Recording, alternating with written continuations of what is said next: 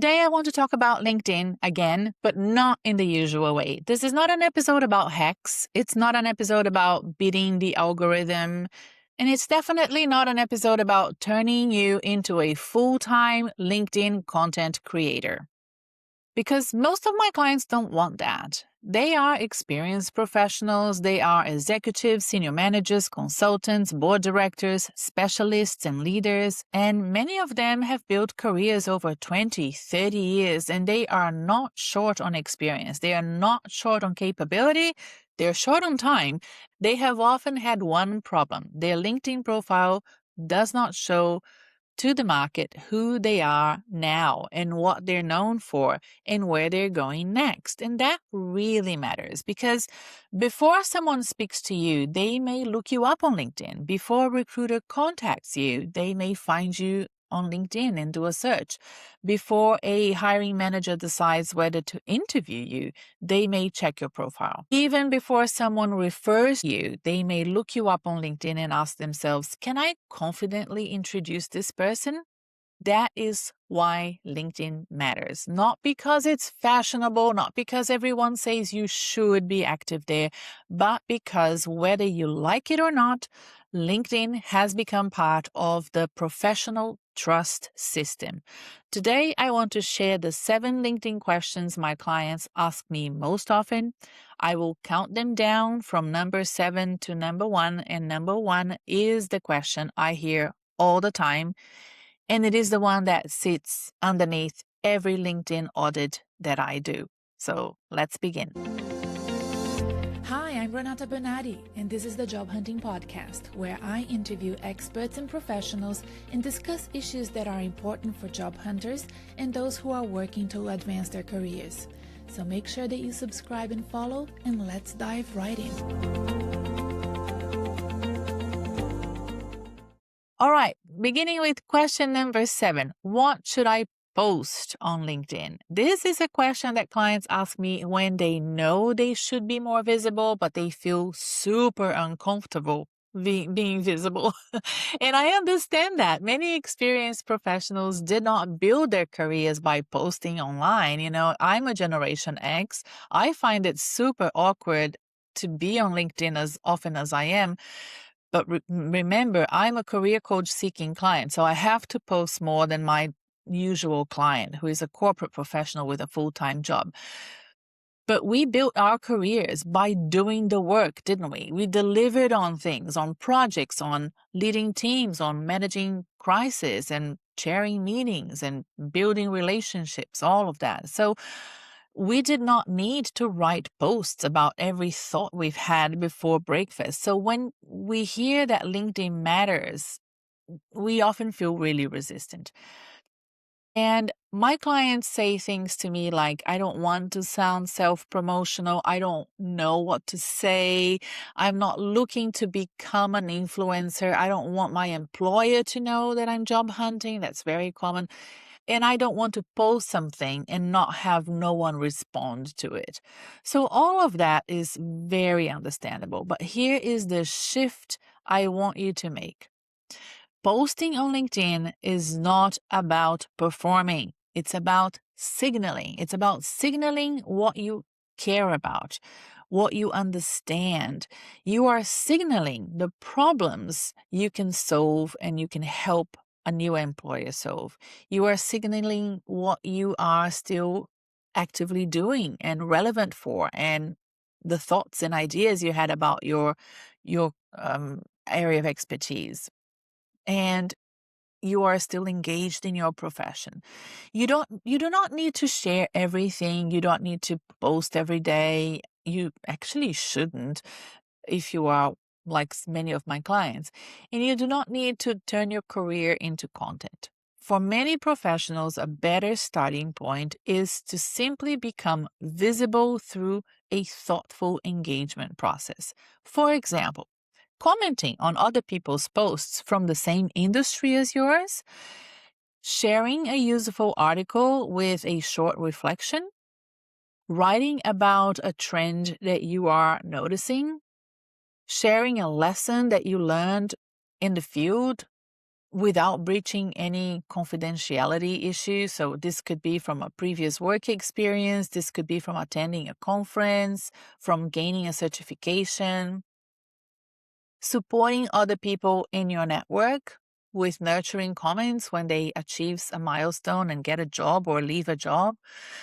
The purpose is not to become viral. The purpose is not necessarily engagement, it's reputation, right? So the purpose is to become easier to remember, because when people remember you, they are more likely to refer you, to introduce you, to recommend you, or think of you when they have an opportunity coming up.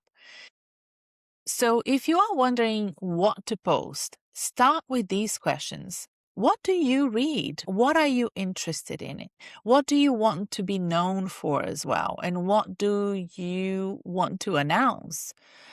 Not what do you want to sell, but what do you want to be known for? That's the difference.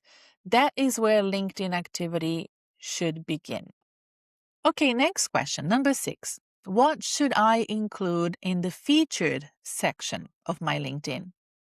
The featured section is one of the most underutilized parts of LinkedIn. I think it's a really important one because it really does sit right at the top. And I think that happens, the underutilization of it, because many people don't know what to do with it and what it's meant to do for you. They either ignore it completely and don't even have featured boxes on their profiles, or they add something random and forget about it. But the featured section can be very useful. Think of it as your proof section. It is where you can show evidence of your expertise without making someone scroll through the entire profile.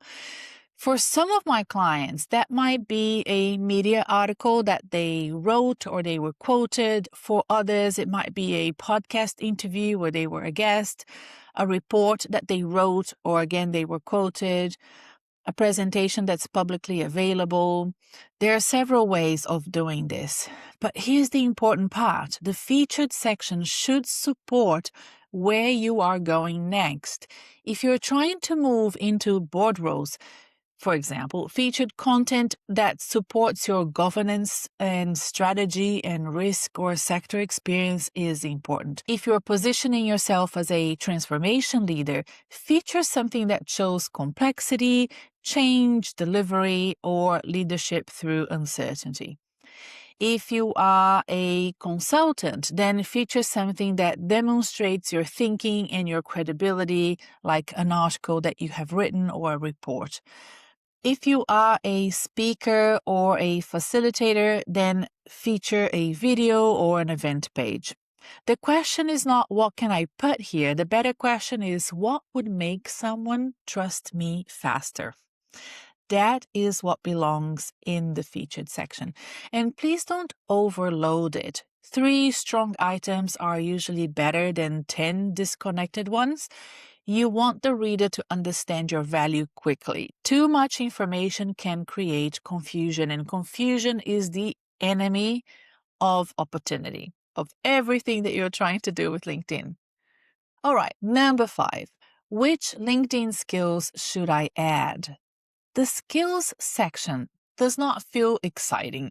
I know that. Most people scroll past it, and that's fine, and they should. Many people filled it with skills from years ago, and they have not looked at it since. But the skills section still matters. It matters because it gives LinkedIn, the platform, more information about how to categorize you with all the other people that exist on LinkedIn. It matters because recruiters may still search for specific skills when they're looking for people. And it matters because skills are attached to jobs, to job ads and candidate matching. And it matters also because it reinforces your professional positioning. The mistake I see is that many senior professionals list skills that are either too generic, like leadership, or too outdated. They have things like communication, teamwork, Microsoft Office, Excel, customer service, or leadership.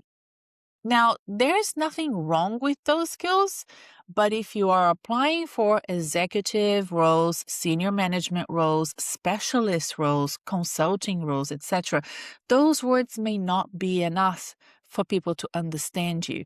Your skills need to match the level and direction that your career has taken now.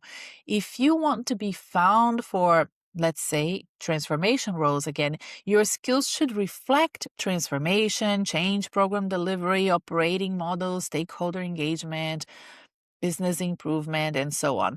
If you want board roles, your skills need to reflect governance, risk, compliance, audit, sector experience. And if you are looking for executive leadership roles, your skills should reflect the scale of your work. P&L, people leadership, strategy and execution, growth, mergers and acquisitions, and so forth. This is where many people go wrong. They list what they have done, but LinkedIn needs to support what they want to be found for, right? What you want to be found for. So my simple tip for skills is this: look at 5 roles you would genuinely consider, study the language in those job ads, look for the skills that are listed in the job ads, and then ask yourself, which of these skills do I genuinely have in my background?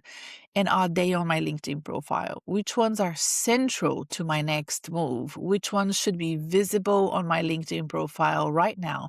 That is a good starting point. But don't turn your profile into a keyword dump. Keywords help you get found. Clarity helps people understand you, okay? And you will need both.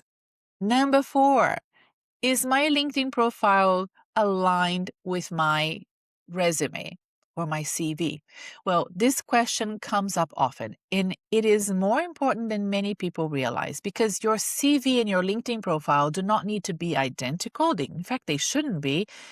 But your CV is usually tailored to a specific role, whereas your LinkedIn profile is broader. It needs to position you for the type of opportunities that you want to attract, but they must tell the same professional story and have a through line between the two of them. And this is where I see problems. A client's CV says they are a transformation executive, for example, but their LinkedIn profile does not. It reads more like, let's say, operations. Their CV includes board roles and awards and volunteering, media mentions, or advisory work. And then I go to their LinkedIn and there's nothing there. So their CV has strong achievements, but the LinkedIn doesn't. Their CV has been updated recently, but the LinkedIn was updated maybe 5 years ago. And this creates doubt and discrepancies. And when somebody is reviewing you quickly, that doubt can cost you a lot. The reader may not consciously think there is a mismatch, but they may feel that something is unclear, and unclear profiles are easier to overlook. So here's what I want you to do. I want you to open your resume or CV and your LinkedIn profile side by side and ask yourself these 3 questions. What is missing from my LinkedIn and what is missing from my resume? What is inconsistent between the two? And what no longer reflects where I am going? That exercise can be really important, because sometimes the issue is not that you lack experience. The issue is that your experience has not been properly translated in your documentation, and that is a very different problem. Number 3, what should my about section be about? This is the question that often brings up the most discomfort, because writing your about section can feel strange, especially if you are experienced. You have too much to include. You don't want to sound arrogant. You don't want to sound like everyone else, or you don't want people to think you're looking for work. Sometimes that is an issue with the about section, and you don't want to reduce your career to a few paragraphs. And that's why sometimes some about sections are too long or they don't exist at all. And people are not usually sure how to explain your next move, or should it be in the About section? And the answer is sometimes yes and sometimes no. It really depends. So many people end up with one of these two problems. They write an About section that is too short, that says nothing at all, or they write a long biography that starts decades ago and tries to explain everything. So neither of those is ideal. Your About section is not your life story, not your resume or cover letter. It's a positioning section. It should help the reader understand who you are professionally, what you are known for, and where your value sits. For experienced professionals, which is most of my clients, I usually want the About section to do a few things for them. It needs to give people context. What level do you operate? What sectors or environments do you understand? What kinds of problems do you solve? It needs to show credibility. And what have you led and improved and changed? Usually we use those action verbs into dot points in a good About section. And it needs to create direction. What kind of work, role, sector, or contribution makes sense for you? That does not mean that you need to say, I'm actively looking for a job. Most of the time, my clients don't have that information in their About section. You can be more subtle than that. Your profile should not leave the reader guessing, though. There is a simple way to think about this. Your About section should answer this question for the reader: why should the right person keep reading this profile? Right? Scroll down to the profile and read more. And the answer is not everyone, right? Not everyone should be reading your profile, but the right people should be reading your profile. Those that are recruiting for roles that you're interested in, the hiring manager that might be looking for somebody like you, and so forth, a potential client, right? So that is a really important way of thinking about the entirety of your LinkedIn profile. When that person, that special person, lands on your profile, your About section should help them quickly understand the value that you add, right? So make it readable. Short paragraphs, clear language, dot points, strong nouns and verbs. I really like action verbs. Less corporate language. So many times I'm trying to make my clients' About sections less generic and take away a lot of the jargons that we tend to utilize for those types of drafts and statements. It's important to be more specific. A profile that's easy to read and easy to remember is usually more specific. Question number 2. What should my LinkedIn headline say? This is probably the most common tactical question that I receive, and I understand why. The headline is very visible. It's visible everywhere. It appears when you comment on other people's posts. It appears when you post. It appears in search results. It appears when somebody is deciding whether to click on your profile or not. And it's the first thing, together with your photo and the banner, that people see. So your headline really, truly matters. The biggest mistake people make is using only their job title and employer. I mean, there are cases when that's probably the only thing you should have, but most of the time, it's best to include a few more things. So, for example, if you are a general manager at XYZ company, that is accurate, but it does not tell me enough. General manager of what, right? So it's very generic. It does not tell me your core expertise. It does not tell me the type of work you want to be known for. And it doesn't contain any keywords to support recruiters that are searching for people on LinkedIn. And headlines are important in terms of keyword searchability. If your current title does not reflect your next move, it may hold you back. That's the other thing of having just the title as your headline.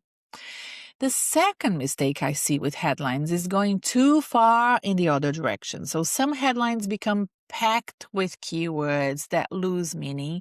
You see a long list of words separated by those vertical lines, and by the end, you still don't know what the person actually does.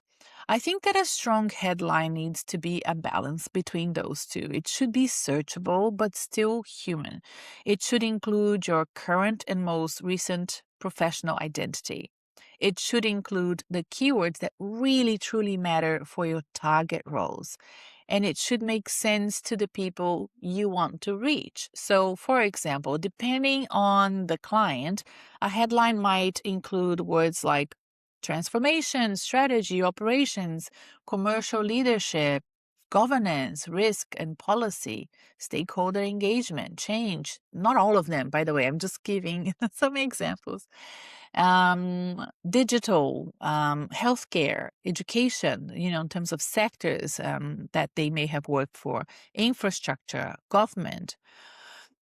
But the right words, they depend on the person. A CFO, a policy executive, and a transformation leader should not have the same headline, right? This is why generic headline templates can only take you so far. And the better question is, what should someone understand about you in these 3 seconds that takes them to read the headline? That is the job of your headline.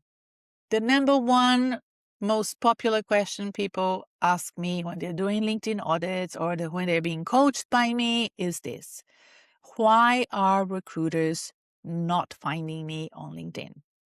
This is the number one question, and it is the one that sits underneath everything else that I do on LinkedIn. And when clients ask this question, there is often a frustration behind it. Is it a question of you not having the right experience? Is it a question of having worked for organizations that are not being considered as the right pipeline for future jobs?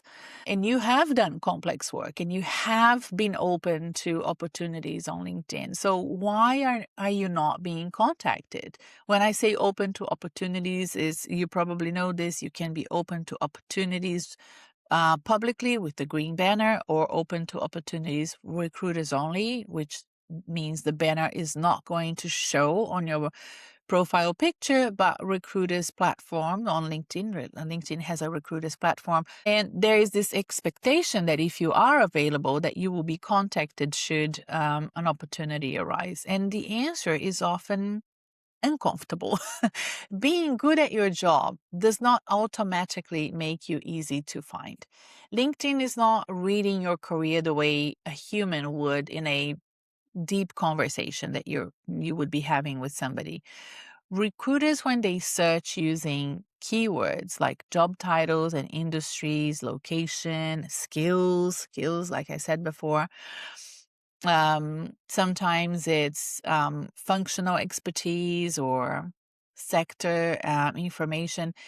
They are using those as signals, and those signals might be missing or unclear or outdated or maybe inconsistent in your profile. You may not appear in the right searches, or you may appear, but the recruiter may not understand your fit quickly enough when they land on your profile. And that's a real issue. And this is why the LinkedIn audit as a service that I provide is so important for my clients. You don't just need to be found, you need to be understood. You need to be understood quickly, by the way. This is where many experienced professionals struggle with LinkedIn. Their careers are so rich, their profiles are vague. There's a discrepancy there. Their experience is impressive, but the language that they're using is too broad. Their value is clear in conversations, but not clear on paper or on a profile like LinkedIn. Your past is visible, but sometimes the future direction that you want to take is not, if you're sort of keen to change that. So when I review a LinkedIn profile, I'm not just asking, is this well written? Because many times it is. I think especially these days with the help of AI, there's a lot of well-written profiles out there. What I am usually asking is, can the right people find this person? And when they find it, can they understand this person quickly by reading their profile? And can they see the level at which this person operates? And then connect this profile to the roles this person wants next, right? So that's about trust and about credibility signaling. And it's about having the right keywords, but without feeling like the profile was written by a machine, right? That's the real work of, frankly, the LinkedIn audit that I do. And of course, you can DIY that as well. That's why I'm doing this podcast for you. So it's an outcome of an alignment of things, right? So your headline, your about section, the experience section, the skills, the location, the industry that you choose, open to work job titles that you add to your profile, the featured section, and the activity in general. They all need to point in the same direction. If I see discrepancy between those sections, that's where the recommendations come in. And when they don't align, your profile becomes harder to find and harder to understand. So if you're wondering why recruiters are not finding you, start with these questions. What would a recruiter search if they were looking for somebody like you for a role like the one that you want next, right? Not the role that you had 10 years ago. Not every role you could possibly do, but the role that you want next. That is the important question that can really change your entire profile. So those are the 7 LinkedIn questions I hear most often from my clients, either private coaching clients or in consultations. And of course, during my LinkedIn audits, these questions, I am assuming, if you're still listening, resonated with you. And underneath all of these 7 questions and others that I won't have time to discuss today, is this bigger one? Am I positioned clearly for what I want to do next? That is what LinkedIn is really helpful and really good at. And it is not about looking busy on LinkedIn. It's not about posting daily. It's not about copying what everyone else is doing with their headlines or whatever. It's about making it easier for the right people to understand your value, for the experienced professionals. That matters even more than for other people that are on LinkedIn, like myself, trying to find clients. Because for experienced professionals in the corporate world, your career was really complex. You may have worked across many different issues and sectors and expertise. You may have held different types of leadership roles, moving from one sector to another, one industry to another. And that complexity is real and hard to qualify and to express. But complexity should not become confusion. Your job is not to tell people everything. Your job is to help them understand what matters about your career. So here's what I want you to do after this episode. Open your LinkedIn profile, look at your headline, look at your about section, all with fresh eyes, your skills. Do you have a featured section? And ask yourself, if someone found my profile today, would they understand what I want to be known for? Would they understand the level I operate? Would they understand what I want to do next? And the answer to any of these questions is no. That is your starting point. And if you need help with this is exactly the type of work that I love doing for my clients. Like I said, through LinkedIn audits, private coaching, and my career programs, there is a LinkedIn webinar in all of my courses. You can find more information at renatabernardi.com. That's RENATABERNARDE.com. Thank you so much for listening to the Job Hunting Podcast. Please make sure that you're subscribed.